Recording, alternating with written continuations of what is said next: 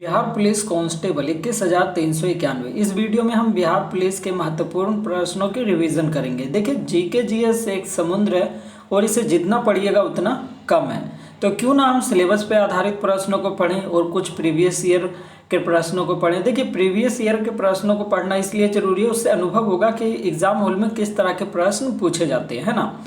तो हम सिलेबस पे आधारित प्रश्नों को पढ़ेंगे और इसके रिवीजन करेंगे। इससे होगा क्या, एग्जाम हॉल में आप अधिक से अधिक प्रश्नों को हल कर पाएंगे और आपका रिजल्ट भी होगा। हाँ, एक बात और, इस पूरे सेट का पीडीएफ आपको टेलीग्राम पे मिलेगा और टेलीग्राम का लिंक वीडियो के डिस्क्रिप्शन में। आज का पहला प्रश्न है, ब्रिटिश सरकार की रिपोर्ट को क्या कहा जाता है। आपको बताना है ब्रिटिश सरकार की रिपोर्ट को क्या कहा जाता है। ऑप्शन में दिया गया है blue book, green book, white paper, इनमें से कोई नहीं। तो इसका सही उत्तर क्या होगा? इसका सही उत्तर होगा option A, blue book. British सरकार की रिपोर्ट को क्या कहते हैं? Blue book. याद रखेंगे, ब्रिटिश सरकार की रिपोर्ट को ब्लू बुक कहते हैं। अगर आपसे पूछा जाए कि भारत की सरकारी रिपोर्ट को क्या कहते हैं, तो आपको बताना है व्हाइट पेपर, है ना। भारत सरकार की रिपोर्ट को क्या कहते हैं? व्हाइट पेपर कहते हैं, याद रखेंगे। और ब्रिटिश सरकार की रिपोर्ट को ब्लू बुक कहते हैं। देखिए, व्हाइट पेपर वाला प्रश्न कल के सेट में भी आया था, है ना। तो ये सब आपको याद रखना है। 2 नंबर प्रश्न पर आ जाएंगे। 2 नंबर प्रश्न है, शहनामा किसकी प्रसिद्ध रचना है। आपको बताना है शहनामा किसकी प्रसिद्ध रचना है। तो शहनामा है फिरदौसी की, है ना। ऑप्शन ए इसका सही उत्तर होगा, फिरदौसी। शहनामा फिरदौसी की जो है प्रसिद्ध रचना है। ऑप्शन ए इसका करेक्ट उत्तर हो जाएगा। 3 नंबर प्रश्न पर आ जाएंगे। 3 नंबर प्रश्न है, इंदिरा गांधी के समाधि स्थल का नाम है। आपको बताना इंदिरा गांधी के समाधि स्थल का नाम क्या है। तो इंदिरा गांधी के समाधि स्थल का नाम है शक्ति घाट। ऑप्शन बी इसका सही उत्तर हो जाएगा, शक्ति घाट। 4 नंबर प्रश्न पर आ जाएंगे। 4 नंबर प्रश्न है, समुद्री मार्ग से भारत की ओर आने वाला प्रथम यूरोपीय व्यक्ति कौन था। आपको बताना है समुद्री मार्ग से भारत की ओर आने वाला प्रथम यूरोपीय व्यक्ति कौन था। तो प्रथम यूरोपीय व्यक्ति था वास्को डी गामा, है ना। वास्को डी गामा था। ऑप्शन बी इसका सही उत्तर हो जाएगा, Vasco da Gama. Option B correct उत्तर है। देखेंगे 5 नंबर। 5 नंबर है, दक्षिणी ध्रुव पर पहुंचने वाला प्रथम व्यक्ति है। आपको बताना है दक्षिणी ध्रुव पर पहुंचने वाला प्रथम व्यक्ति कौन है। तो प्रथम व्यक्ति है रॉबर्ट पियरी, नहीं है, एमंडसन या मैगलेन या जुनको तेवई। तो इसका सही उत्तर होगा एमंडसन, है ना। ऑप्शन बी इसका करेक्ट उत्तर हो जाएगा। प्रश्न था दक्षिणी ध्रुव पर पहुंचने वाला प्रथम व्यक्ति है। तो दक्षिणी ध्रुव पर पहुंचने वाला प्रथम व्यक्ति कौन है? तो ये है एमंडसन। ऑप्शन बी इसका सही उत्तर हो जाएगा, दक्षिणी ध्रुव पर पहुंचने वाला प्रथम व्यक्ति है एमंडसन। 6 नंबर प्रश्न पर आ जाएंगे। 6 नंबर प्रश्न है, गीत गोविंद के रचयिता है। आपको बताना है गीत गोविंद के रचयिता हैं। तो गीत गोविंद के रचयिता कौन है? ये हैं जयदेव। ऑप्शन बी इसका करेक्ट उत्तर हो जाएगा, जयदेव। ऑप्शन बी इसका सही उत्तर है। 7 नंबर प्रश्न देखेंगे।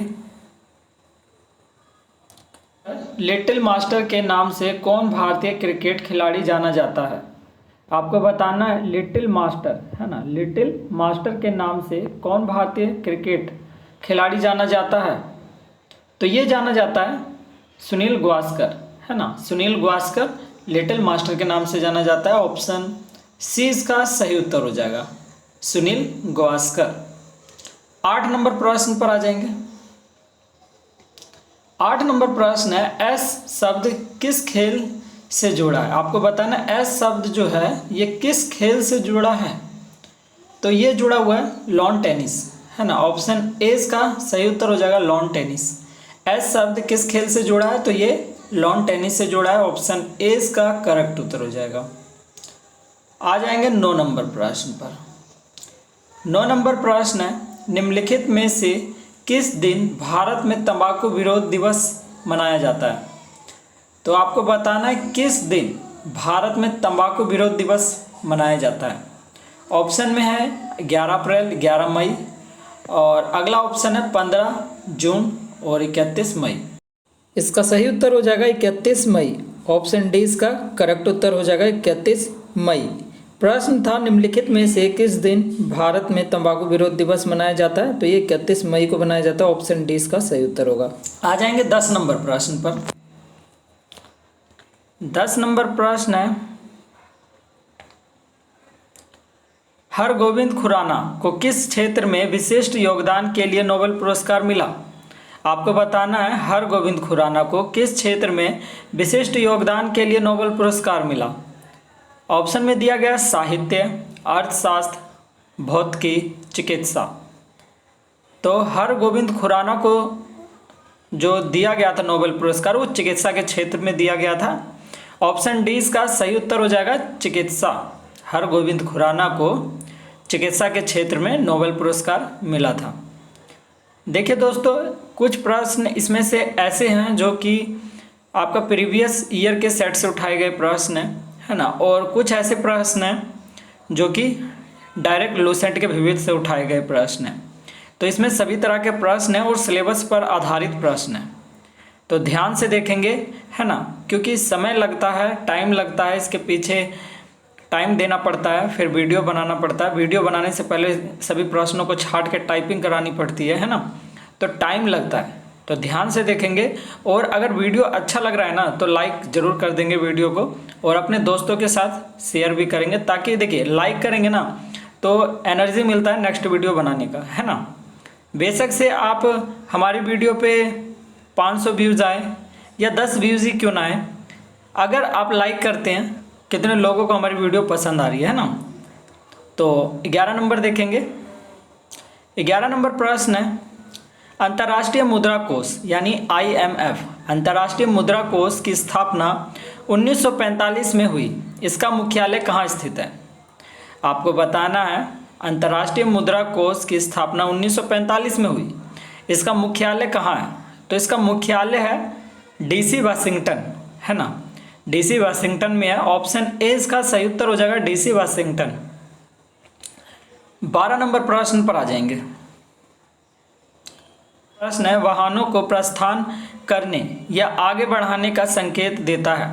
तो ये प्रश्न आप सभी को पता होगा, यह है हरा रंग, है ना। वाहनों को प्रस्थान करने, आगे बढ़ने का संकेत देता है हरा प्रकाश, यानी ऑप्शन डी इसका सही उत्तर हो जाएगा हरा प्रकाश।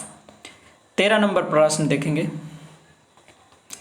13 नंबर प्रश्न है, माउंट एवरेस्ट पर चढ़ने वाली प्रथम भारतीय महिला थी। तो देखिए प्रथम भारतीय महिला जो है ना विछेंद्री पाल है। ऑप्शन सी इसका सही उत्तर हो जाएगा। माउंट एवरेस्ट पर चढ़ने वाली प्रथम भारतीय महिला थी विछेंद्री पाल। ऑप्शन सी इसका करेक्ट उत्तर हो जाएगा। 14 नंबर प्रश्न पर आ जाएंगे। 14 नंबर देखेंगे, भारत छोड़ो का नारा किसने दिया था? आपको बताना है भारत छोड़ो का नारा किसने दिया था। ऑप्शन में दिया गया जवाहरलाल नेहरू, सुभाष चंद्र बोस, महात्मा गांधी या लोकमान्य तिलक। तो भारत छोड़ो का नारा दिया था महात्मा गांधी ने। ऑप्शन सी इसका सही उत्तर हो जाएगा महात्मा गांधी। भारत छोड़ो का नारा किसने दिया था? महात्मा गांधी। ऑप्शन सी इसका करेक्ट उत्तर है। 15 नंबर प्रश्न है, वायुवृद्ध पुरुष के नाम से कौन जाने जाते हैं? आपको बताना है वायुवृद्ध पुरुष के नाम से कौन जाने जाते हैं। तो ये जाने जाते हैं कौन? तो दादा भाई नौरोजी, है ना। ऑप्शन डी इसका सही उत्तर हो जाएगा दादा भाई नौरोजी। वायुवृद्ध पुरुष के नाम से कौन जाने जाते हैं? दादा भाई नौरोजी। ऑप्शन डी इसका करेक्ट उत्तर है। देखेंगे 16 नंबर प्रश्न। 16 नंबर प्रश्न है, ड्यूज मार्क कहाँ की मुद्रा है? आपको बताना है ड्यूज मार्क कहाँ की मुद्रा है। तो यह मुद्रा है जर्मनी की। कहाँ की है? जर्मनी की। ऑप्शन सी इसका सही उत्तर हो जाएगा जर्मनी की। 17 नंबर प्रश्न पर आ जाएंगे। 17 नंबर प्रश्न है, प्रथम ब्रिटिश गवर्नर जनरल निम्नलिखित में से कौन था? आपको बताना है प्रथम ब्रिटिश गवर्नर जनरल कौन था। तो प्रथम ब्रिटिश गवर्नर जनरल जो थे वो थे वारेन हेस्टिंग्स। कौन थे? Warren Hastings. ऑप्शन 20 का करेक्ट उत्तर हो जाएगा। प्रथम British governor general Warren Hastings थे। देखिए हम प्रश्नों को रिपीट इसलिए करते हैं ताकि आपको याद हो जाए, है ना। 18 नंबर प्रश्न देखेंगे।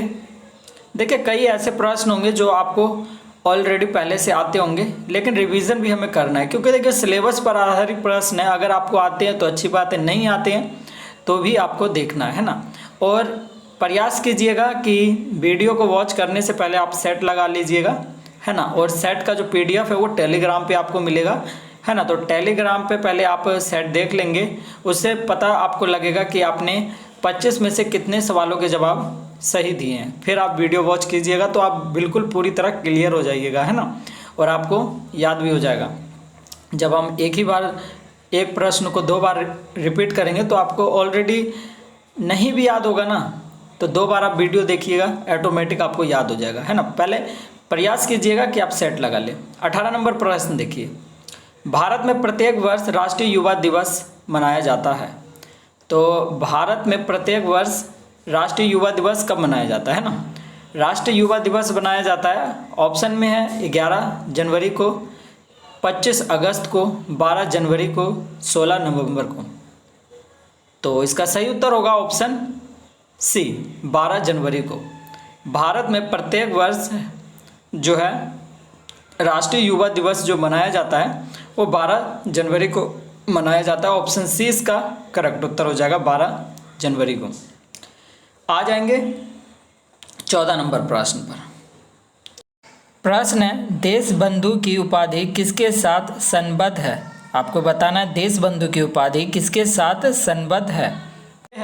CR दास। ऑप्शन 20 का करेक्ट उत्तर हो जाएगा, CR दास। 20 नंबर प्रश्न पर आ जाएंगे। 20 नंबर प्रश्न है, बांग्लादेश की संसद को किस नाम से जाना जाता है? आपको बताना है बांग्लादेश की संसद को किस नाम से जाना जाता है।